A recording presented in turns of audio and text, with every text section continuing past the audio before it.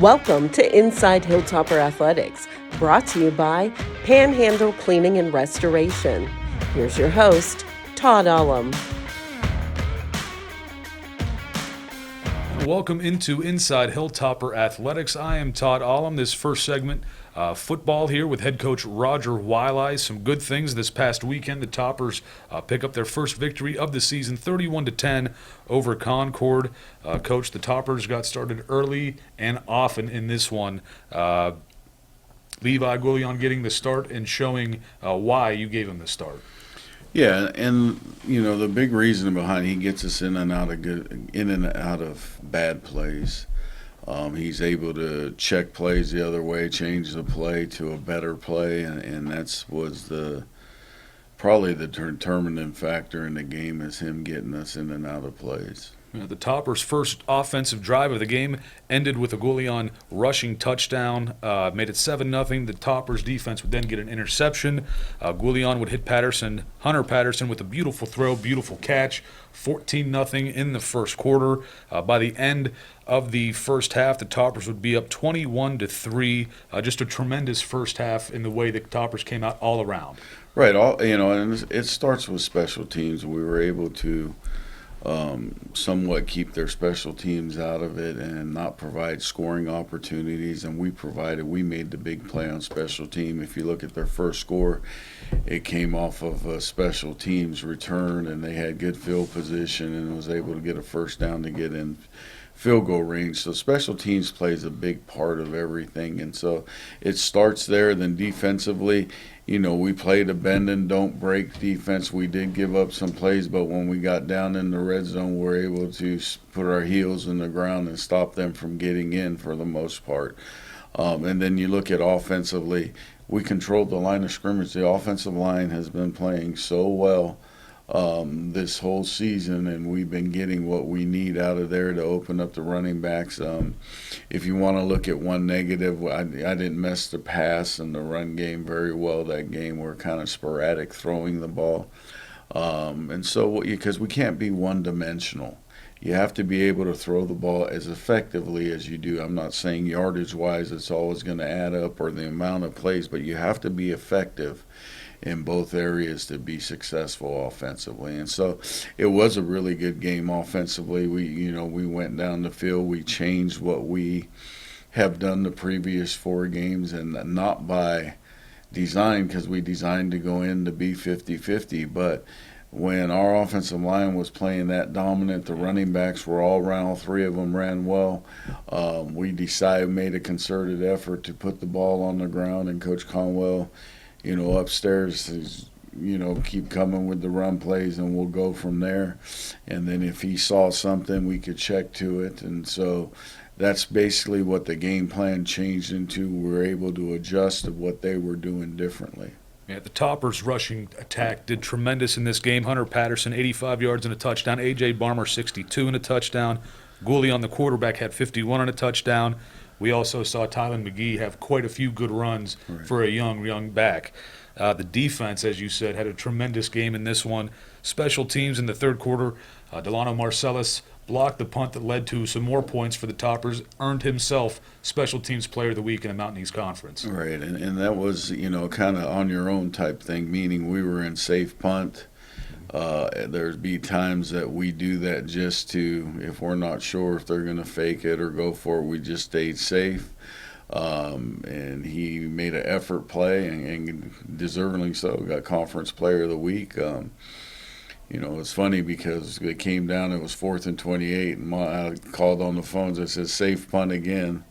And somebody yelled out to Delano, don't rush the punter, and he didn't go. I was saying the only reason I called safe punt is because I thought he had an advantage inside, because a lot of times when the punt teams are designed schematically, because people put smaller, faster guys, the defense puts smaller, faster guys. Well, Delano's a bigger, faster guy. Yeah. And he broke through the first wall right away, and the second wall separated, and he got through scot-free.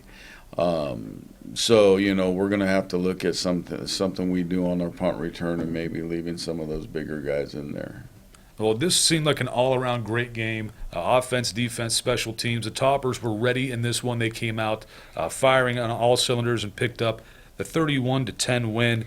The Toppers are now 1-4 on the season, 1-2 in the conference. Concord still looking for their first win of the season. The Toppers next will travel down to North Carolina, a long trip to take on UNC Pembroke. What can we expect to see from them? Well, first of all, we got to hope Milton doesn't make a turn to the left and come up the coast, because then we'll be in trouble.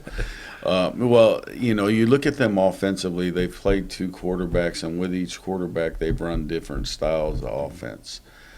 Meaning, the starter from last year is a more traditional. He did run the ball well against us last year, but he's an exceptional passer. And then the backup that they started last week in their game, he's more of a runner, a dual threat guy, and they ran more power read, more jet read.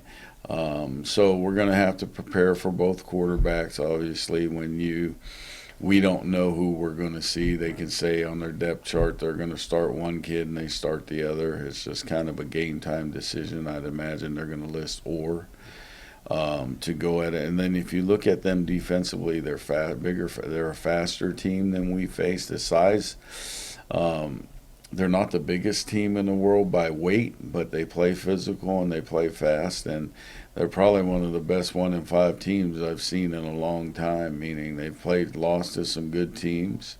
And, we're going to have to play the same style of football. We can't turn the ball over.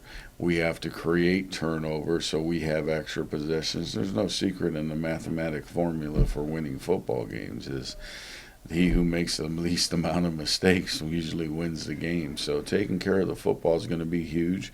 We're playing on natural grass for the first time in a couple years, and so that concerns me if it's soggy and wet because we have nowhere to practice in those conditions. And so, everything plays a factor in it, but we will be ready to play. Well, Topper Nation, again, it'll be this Saturday, October 12th at 1 p.m. down at UNC Pembroke.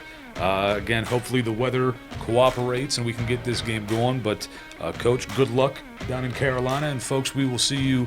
Hopefully we will see the Toppers that day as well. Thank you for watching this segment. Stay tuned with us for more Inside Hilltopper Athletics.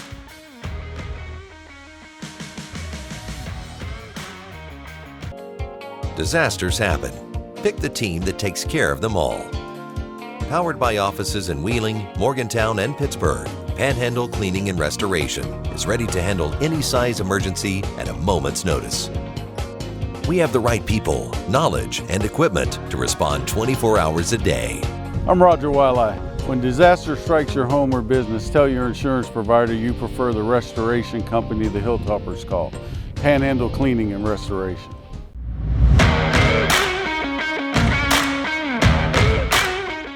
Welcome to Inside Hilltopper Athletics, brought to you by Panhandle Cleaning and Restoration. Here's your host, Todd. And welcome back to Inside Hilltopper Athletics. Joining us for this segment, cross-country head coach Jason Falvo. Coach, it's been a week or so since you've had any races, and the last time we were here was brought a student in, a runner. Yeah. He did pretty well for himself. Mac Yeah. did pretty good. In that one, he told us a little bit about the Lock Haven regional preview. Give us your take on that race and how everybody finished. Yeah, it was great. It was a perfect weather day in the perfect setting, and we ran great. We've run that course a handful of times. We run it pretty much every year, and the men kicked it off with us, and we did great. Like Mac himself PR'd by 40-something seconds. Then Francis Tui came in and had a PR there too. Jasper came in and ran basically his best time there. And we really just had a really productive day to kickstart where we're going in now to kind of the championship stretch, right? But couldn't have been happier with that. Could have been happy with the way that they grinded that out. Super flat course, so it's going to be fast in general, but the competition there, most of the top teams in the region are there, whether it be Division II or Division III, were there. It was a great competition, 36 teams, and we finished top 10, which is great.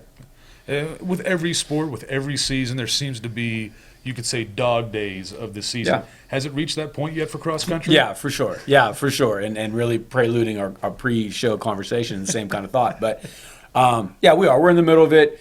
We're in the middle of the academic calendar too. Midterms are coming soon. We've had a bunch of tests. We're in the middle of the training program where, the weight room is a little high. The training for the running is kind of heavy, and just we're in that mode. So sure, there's definitely some sore bodies, some grind that's going on, and we've talked about this before. Like for me, this is the part where you really get to see your team. People ask all the time in recruiting, "Hey, coach, what are you looking for in an athlete?" And everybody says smart and dedicated and hardworking and all the norms, all the coach talk. But I think it's these moments like you're talking about where it's uncomfortable, where it's not. I don't really want to do it. I don't feel the right way, and my feelings are talking to me. And to me, this is where I like to see our athletes or any athlete that we're talking to. Can you handle the uncomfortability? Can you ignore how you feel and do what you need to do? And we talk a lot in the program, like our discipline has to be greater than our motivation, right? Motivation is feelings. Motivation is kind of emotion. And it lies to you a little bit, kind of like a New Year's resolution. I'm gonna, and then it's over. But that discipline part in this grind season that you're talking about, that discipline has to come out. And we got to see the bigger picture of what's going on. And coming off of the Lock Haven race and doing a really good job, I think we're in a good spot for that. But yeah, we're not waking up going, let's go run. We're like, okay, I got to do this. We're grinding out a little bit. That discipline's got to kick in. And correct me if I'm wrong, Lock Haven is going to be a place where you'll race again later on this season, correct? Yeah, the NCAA regional championships will be there. They've been there for a great deal of time. So we'll go back there in November to kind of, be our second to last meet. We hope we qualify for nationals out of that deal. But region's pretty tough. We'll see how we do. Well, coming up for the Toppers, the next time they'll compete will be Friday, October 11th at Edinburgh, the Doug Watts Open. What do you expect this course to be like? Yeah, so this particular cross-country group has not run there before. I have competed there before with other teams. To us, we're trying to use this as a pre-conference championship meet. We all know Ogilvy is where conference championships are. We also know it's very hilly. It's probably the hardest course we'll run all year. This course at Edinburgh has a little bit of a hill in it, a hilly kind of nature, to use a little bit of kind of get us ready for conference championships. So competition will be good. It'll be a little bit smaller of a race for us, but a little bit of a pre-conference meet on a Friday, giving us an extra day of rest before we go in the conference championship. So weather looks good. The course is really nice up there. They do a really good job with that course. So we're looking forward to a really good opportunity for our guys and our girls. And I'd like to, we were talking a little bit before the show began, I'd like to pose this question to the viewers watching this as well. If you were a college head coach, doesn't matter what sport, you want 30 new incoming freshmen or 30 transfer juniors. And the nice little conversation with that, the back and forth, the goods and the bad with both, I think that's a great question, and I'd like a little mix of both. I know that's not a proper answer to that question, but I want a little bit of a mix. Yeah, I think Coach Forsey would probably want all 30 freshmen and all 30 transfers and the enrollment side of those things. But, it's interesting. Like we talk about, you get transfers that may come in with habits or different training plans, and there's an adjustment period in their junior year, and they press a little bit, but yet at the same time they can handle the environment, they can handle the pressure, where on the freshman side they may not have any bad habits or anything like that, but then you have to teach them everything. And I love Coach Tomlin, not to talk football, but Coach Tomlin talks about all the time, where he talks about he runs towards coaching, meaning where some coaches, if they see an athlete that doesn't know something, coaches will avoid that. And in his philosophy, he runs towards that. So if you got to go 30 freshmen, you better run towards coaching, because it's going to take more time, more effort, more things. So, it's interesting. It's a healthy debate. I certainly won't turn away any great athletes, and we'll take whoever we can get. But, 30 freshmen or 30 transfers, we'll find out. Yeah, we're going to find out. With your team right now, you've got a good mix of upperclassmen, newcomers. How do you feel they've progressed in general as a group throughout the year? Yeah, the cross-country squad has really done a great job. I mean, obviously we have 3 juniors that are leading the way for us, and then we have 3 very talented freshmen on the guys' side that are and there's 5 freshmen, but there's 3 that are really stepping forward. So on the ladies' side, obviously we have 6 athletes there, hand mix of all the grades. I think we're really progressing great. I think Coach Glenn is doing a great job with them. I think our leadership group in the distance program is doing really good. I've really been impressed with the progression. And I said this to a recruit we had on campus yesterday. Everybody on our distance squad last year hit their lifetime PR through cross, through indoor, through outdoor. Okay, pretty cool. They've carried that on to this cross-country season as a returner. They've continued to get better. Now, our freshmen are just starting that journey, but the upperclassmen have done it really well and continue to progress. So it's a testament to what we're doing in the program, testament to how they're working and that discipline that we were talking about. Really excited for this weekend. Really feel like we're going to put a good showing on at conference in a couple weeks, and we'll see how it goes. Well, Coach, I appreciate you taking time out of your day to be with us. Folks, again, if you want to pay attention, it'll be Friday, October 11th at Edinboro. The Doug Watts Open Cross Country will be back in action, and we will see Coach Falvo again next week for another edition of Inside Hilltopper Athletics.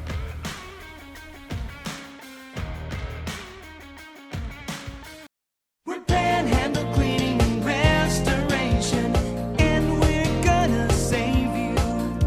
We've got it down to a science, an absolute state of art. We do it all, restoration, cleaning, and reconstruction. When disaster strikes, just pick up the phone. We're Panhandle Cleaning and Restoration, and we're gonna save you.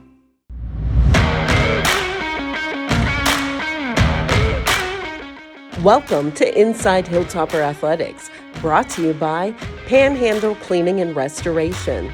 Here's your host, Todd Ullum.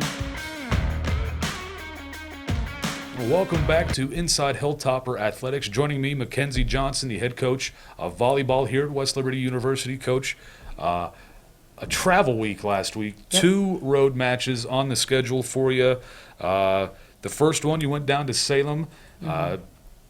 A gym to play in. It's a little tough to play there, but the Toppers were able to pull out a 3-0 victory, 25-17 in the first 2 sets, 25-18 in the third set.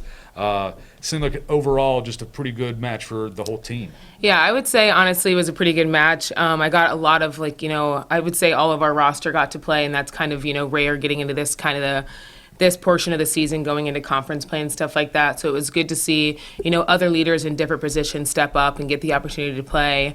I would like to say we made a little bit too many errors throughout that match, but overall, I was glad to see us, stick together and do our jobs. You see Ashley Cudnick getting 11 kills on the night.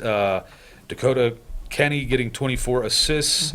Also Bella Dart and Dakota Kenny getting 14 digs and then 11 for Kenny. The double digits going there pretty good. Are you satisfied with those types of things? I know stats aren't everything, but the effort also goes into that. Yeah, I would say our effort, it's getting there. I'd like to see a little bit more defensive effort, by everybody. But I think things are coming together, things are working. Dakota's finding her hitters. She's getting comfortable setting different people. So that's always good to see. Ashley's getting a lot stronger in defense and offensively too. It's just, offensively making sure that we're training as many kills that we have to get at least like half of the errors. So decreasing our errors somewhere along the line is going to help us, carry on throughout the rest of the season. So the Toppers pick up a big win at Salem, 3-0. They travel to Fairmont State, a big rival. We've talked about rivalries a lot on this show before, so this is a good one. At Joe Retton Arena, in their territory, I guess you could say, going into the Lions' Den, the Toppers would fall in this one 3-1.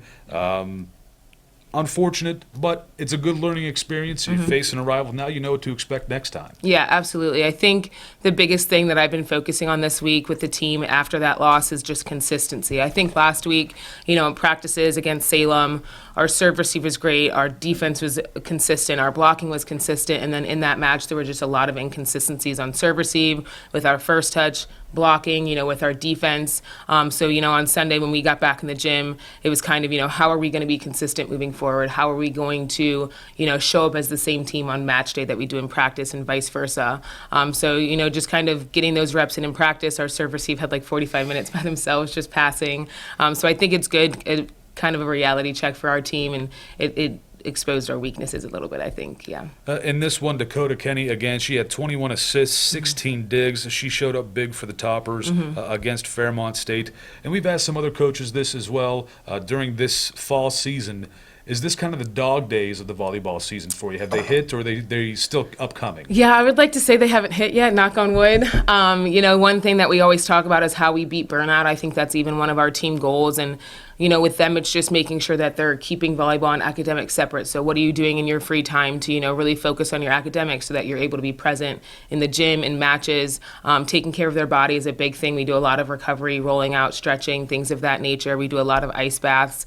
So I think this year, compared to last year, I would like to say we're doing a little bit better. We're not really reaching that burnout point yet, but I think another thing that I think one of our seniors, Paige Gross, mentioned on Sunday is, we get to do this. This is a choice, and kind of being grateful and not taking, the opportunity to practice with the girls or, play with your best friends, compete with your best friends for granted. And I think, keeping that in mind and having that mindset moving forward helps them, get through the dog days. Coming up for the Toppers is actually tonight, the day of filming, October 8th at 7 p.m. here at the ASRC. They take on Point Park. Is this the first match you've played against them this season? Yeah, so we haven't played against Point Park. I think Point Park played Wheeling last week, Frostburg last week. So we have a little bit of film on them, but we're excited to see how we match up against them. And again, not too much jumping ahead for you as the coach, but Friday the 11th, it'll be another match before the next time we get to film one of these shows. Friday the 11th against Frostburg State at 7 p.m. And then I want to mention this now because won't get a chance, or will, but I want to get everybody updated in the know. Next week, next Tuesday, the Toppers travel to Wheeling to take on the biggest rival they have in the Cardinals. Again, not jumping too much ahead, but we've been talking rivalries a little bit with Fairmont State and a little bit of the dog days now that you see that these rivals are coming up, these big matches. Does that kind of get the team out of, okay, I'm kind of getting tired here. Wait a second. We got a big one coming up. Yeah, I kind of tell the girls all the time, all the student athletes in our conference are experiencing the same thing. Everybody's tired, everybody's sore, but how are we going to be different? And I think it's really helpful, playing teams like Fairmont and teams like Wheeling, not in the same week where it's keeping us motivated. Obviously, we have opponents to take care of before then, but I know we always enjoy competing against Wheeling. They're a great offensive team, great defensive team as well. Well, Coach, I appreciate you taking time out of your day and being with us. Good luck in the upcoming games, especially tonight against Point Park. And then, again, Friday the 11th against Frostburg State. And then next Tuesday, we'll talk about it a little bit next week, but it'll be the morning of the match. So next Tuesday at Wheeling, the Toppers will take on the Cardinals in a big, big rivalry. Again, thank you for taking time out of your day and being here with us. Thank you for watching. We'll be right back for more for Inside Hilltopper Athletics.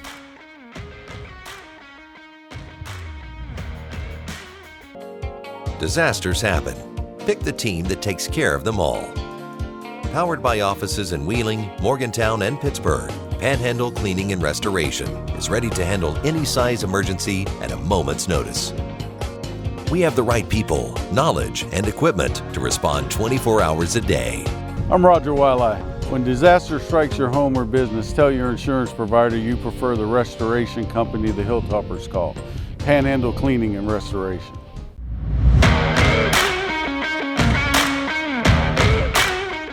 Welcome to Inside Hilltopper Athletics, brought to you by Panhandle Cleaning and Restoration. Here's your host, Todd. Welcome back to Inside Hilltopper Athletics. Joining us, the women's soccer coach, Pete McMenemy. Coach, 2 games this week, or since the last time we had one of these shows. The first one was against a big-time opponent in Charleston. The Toppers came up just shy, losing 3-2, but Mia Zeka had a pair of goals in this match. Tremendous job for her in this one. How do you feel the whole team did in this game? We did really well. I thought as a team it's probably one of the best performances that we've had so far this season. We knew that obviously Charleston coming into the game, they're obviously one of the top teams, so we knew we'd have to be at our best and hope that they might have a little bit of an off day. And for most of the game, that was the case. I think we probably deserved something out of the game. But again, soccer at this level is a game of fine margins. we give away a free kick with about 4 or 5 minutes to go, and their All-American, first team All-American player for last year puts it in the exact spot where no keeper in the world is going to save it. So it was disappointing, but again, I think we could take a lot of heart from how we played. We went toe to toe with them, and again, that's all we can ask for. And I know there are some coaches that don't really want to hear anything about moral victories, even in a loss or anything like that. But I do believe there are things you can still absolutely learn from a loss. Absolutely. So in this one, knowing, hey, we had an opportunity. We can see what we could possibly be. Is that kind of the take the team took as well? Yeah, and I think it was just a case of like we continued to play our game. Like we didn't really change or deviate from our typical game plan. And it showed that it can work against the so-called top teams in the conference. So it's like for us, it's like we just have to remain true to doing what we do best. And it showed that if we can continue to do that more consistently, then obviously the results will again show. For Charleston, they are still undefeated in Mountain East Conference play at 6-0. It was a heartbreaker for the Toppers, but still a good performance for the team. The Toppers would then move on to take on West Virginia Wesleyan at Buchanan. This one, a 1-1 draw, tremendous match. How did you feel this one went? Yeah, I'll be honest, I think we maybe started a little bit slow in the game. Unfortunately, our first 20 minutes of the performance was not kind of what we had hoped for, and we find ourselves a goal down. From then kind of on, we kicked on, and it was a much more like ourselves in terms of how we played in the game. Obviously, they get reduced to 10 players. I think with about 20 minutes to go with a red card, and then we get a goal. I think with like 9-10 minutes to play. Hindsight's wonderful, but I think had you maybe got that goal a little bit earlier, it gives you a little bit more time to go chasing the winning goal to try and win the game. But again, in terms of the effort, I can't really ask much more of the group. They're giving it their absolute all, and they're sticking to what we're asking them to do in terms of offensively and defensively. So I think for us, it would have been nice to get over the line in that game and win it. Just a case of I think the goal came a little bit too late in the day to affect the outcome of the game. In those kinds of instances where it seems like once the second half starts later in the game, the team picks it up, they get that goal, as you said, just a little bit too late, and you're kind of towards the end playing the clock a little bit more than you're playing the other team. Does that kind of help build towards the next game? Yeah, I think it just kind of helps build momentum, knowing that we can create chances and we can create opportunities. Just maybe some of our shot selection at times in the final third. Maybe we could have worked the angle a little bit better, or found a pass wide, perhaps for a cross. The goal that we scored comes from a wide area. It's something that we've been quite dangerous on all year. So I think maybe just one or two tweaks with decision making in the final third, and it may have been a different outcome. You got to play on natural grass turf down in Buchanan. How often do you get to play on natural grass? That's our only game. So that's our only game. Wesleyan's the only school that uses a grass field. Me personally, that's what I've known my whole life. Right, it's probably the first time I played on turf. Actually, was when I came to the States. So it was or one of the first times anyway. But it was. It's good, I like playing on a grass field. It's just a big change for I think a lot of teams, because they're the only team that uses a grass field. So it's tough for a lot of the teams to replicate that, in preparation. But I don't think it really played too much of a factor in the game. The natural grass turf or field has become a little bit of a trend on this episode of Inside Hilltopper Athletics. The football team was going down to play UNC Pembroke. They've got the natural grass turf. We've talked years ago. We went down there to broadcast a game. It looked beautiful. Like, it looked fake. I didn't think it was real turf, and it was real turf. It was beautiful. Upcoming for the Toppers, they travel almost to the exact same spot that they played Wesleyan. They're going to Glenville State October 9th. It'll be at 7 p.m. What can we expect to see from the Pioneers? They'll be a good team.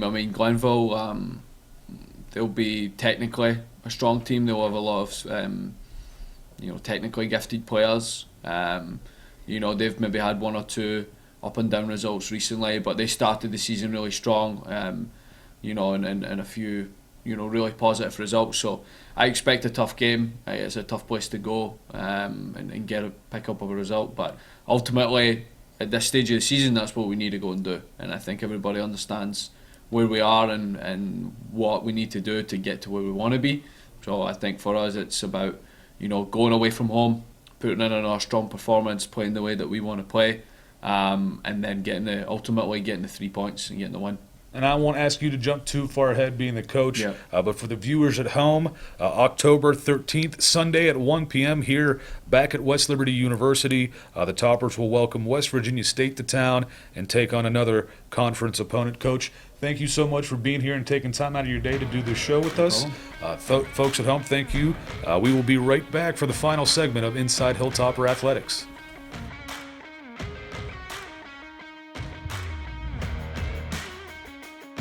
We're Panhandle Cleaning and Restoration, and we're gonna save you.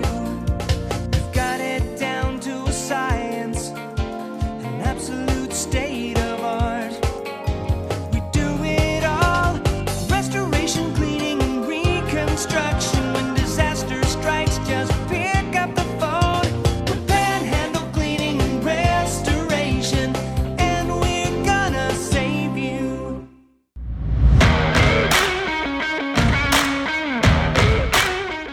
Welcome to Inside Hilltopper Athletics, brought to you by Panhandle Cleaning and Restoration. Here's your host, Todd. And welcome back to Inside Hilltopper Athletics. It is the segment for men's soccer, and joining me, head coach Sean Regan. Coach, the first match you guys had this past week against one of the top teams in the nation, conference foe, but Charleston. First half went pretty well for the Toppers. How do you think your team performed in that first 45? Yeah, I mean, Charleston is obviously nationally ranked every year since we've been a program, and phenomenal side. And probably for the first time ever, we were on top for good portions of the game. We kept it scoreless to the first half, and even in the second half, we had opportunities to go up 1 and 2-0, and it just didn't fall our way. And of course, if you don't capitalize on the opportunity against a team like that, they're going to score. And they jumped on one, an absolute beauty or worldy goal. The two keepers could have been in net and not stopped. And then from there, we were pushing on to try to get the tying goal, and they got a second one. So, but overall, we were very pleased with the performance. It's tough to say as a coach that you're happy when you lose a game, but when you perform that well against a team that's that good, it shows progress, which is the biggest thing. And that's part of my next question was going to be, I know some coaches don't like the idea of a moral victory and not picking up a win, but there are still things to build on, even if you don't pick up a win. Your team knows, hey, we played against one of the top teams in the nation, and we did pretty well for ourselves, and we can do better. Yes, yeah. I mean, that's a moral victory, like you said. Going into the conference games, if we can perform like that against everybody, we can beat anybody. That's the biggest thing. So the guys just have to kind of to buy into that mentality that when we play big teams and we perform like that, there's no reason why we can't play against that, like D&E or Wesleyan or anybody else we play. And if we can, we're sure to get more victories, which is great. In Charleston on the season now, 8-0-1 overall, still 6-0 in the conference. So undefeated team in Charleston. They're going to be very good, very tough competition for everybody they play. Move on to the second game this past week. You go to West Virginia Wesleyan, beautiful Buchanan, West Virginia. The Toppers get that in a 1-1 draw. Good game for the Toppers. How did you feel about this one? Yeah, it was a tale of two halves, to be honest with you. In the first half, we came out a little bit flat. I can use every excuse in the book. We ran into traffic. We were 30 minutes late, et cetera, et cetera. And, of course, they play on natural grass. So it just took us some time. I think once they scored, it gave us a wake-up call. That was the biggest thing. So we changed some stuff at halftime. We changed our formation. And within the first 5 minutes, we had 2 shots on goal, 1 just wide. And Wesleyan kind of sat back and was like, oh, this is different. But we were on top for the whole second half, and I think we were unlucky not to come out with a victory in the end. But all in all, over the course of 90 minutes, it was an even match. So getting a point on the road is still huge. A lot of times when you go to other places, just to get a road point, you're happy with that. And again, we see some familiar names. Otsuka and Forehand, both with 3 shots in this game. Callan with the 2 saves. The Toppers this match played on the natural grass turf. We asked Coach McMenemy about this for the women's soccer team. We know Coach Wiley is traveling to UNC Pembroke this coming Saturday. They play on a natural turf or natural grass field. How rare is that nowadays? Super rare where we are, to be honest with you, because I mean, obviously in the kind of northeast section where we are, especially in the springtime, you need turf, to be able to practice all the time, and natural grass is just so hard to take care of if you don't have a proper grounds crew. So it's kind of become the norm that you're playing on field turf now. So a lot of the guys that we have on our team now grew up with that and are used to that type of surface, where back in the Stone Age when I played, it was always grass, and then occasionally you played on the turf that was like cement, and you got the big raspberries on your legs, you got in the shower, you're screaming for 20 minutes, So I'm happy those days are gone, because that was the worst stuff. But it does make a big difference, the difference in bouncing. Is it wet? Is it hard as a rock? That type of stuff. So it does give them a bit of an advantage, because a lot of teams come down there and they don't have the opportunity to train on that surface before they play them. So we're happy there's only one of them, let's be honest with you. Well, for the Toppers, just one game coming up this week. It'll be Wednesday the 9th at 6 p.m. here at West Family Athletic Complex. So please come up to campus and watch the Toppers take on Point Park. It's the first time you play them at home this season. Have you played them before here at West Lib? So we played them in preseason the past 2 years, and then we played them away already in the conference. So tight one, 2-1. We hit the crossbar twice, and their goalkeeper made a great save. So we're confident that, again, it was a tale of two halves. They played really well in the first half. We played really well in the second half. So I think getting them at home on our big pitch is going to help us. It's a team that's right above us in the conference standings. So it's a big 3-point game. We need to get a victory at home to kind of push us further up the table. You get a Sunday off this week. No game on Sunday for the Toppers, but is that something you can kind of heal the bumps and bruises, kind of look over some things and evaluate yourselves? Yeah, we're a little knocked up, big time. We've got about 3 or 4 guys that, didn't train before playing Wesleyan, played in the game, and now they're out again. So they need a couple days to heal and to make sure we're 100%, because, just like everybody has a few injuries here and there, and they're kind of taking it day by day. So this is kind of a little bit of a blessing in disguise to have this, off weekend to kind of really recruit before we go down to Elkins and play our next game. And I've been asking all the fall sports coaches this as we get into October. Has it hit the dog days of the season for your team yet, or are those upcoming? It's right now. Okay. Yeah, we're exactly at the midpoint. We've played everybody in conference, whether it be home or away. So now we're on the return legs of everything. So now it's crunch time. We need to win all our home games, and the teams that we drop points to in the first half of the season, we need to recruit those points off of them. If we want to get into the playoffs and shoot for something, that has to happen. So aside from Salem being our only non-conference game, everything matters. So we take it day by day and game by game and focus on that, and the most important points that we can get is the most important points. Well, Coach, thank you for being with us. I want to remind everybody again, tomorrow night, Wednesday the 9th, 6 p.m. here at West Family Athletic Complex. Please come up and watch the Toppers take on Point Park. Again, off this Sunday. Enjoy the rest. Enjoy some maybe NFL football. Yep. We'll see what happens. But again, thank you for joining us. And folks, thank you for watching. We will see you next week for another edition of Inside Hilltopper Athletics.